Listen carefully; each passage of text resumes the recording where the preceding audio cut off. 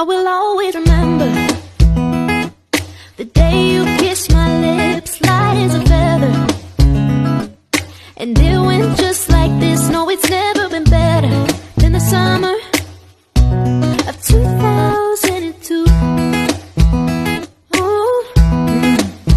We were only 11, but acting like grown.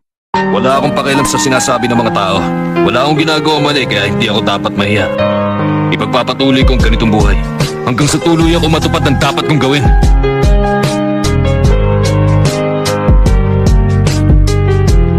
Biyaya ang buhay ng tao at wala akong balak na sayangin to. Hindi mo alam kung saan ka dadali ng tadhana. Harapin mo na lang kung anong meron sa buhay mo. Sulitin ang bawat sandali ng buhay.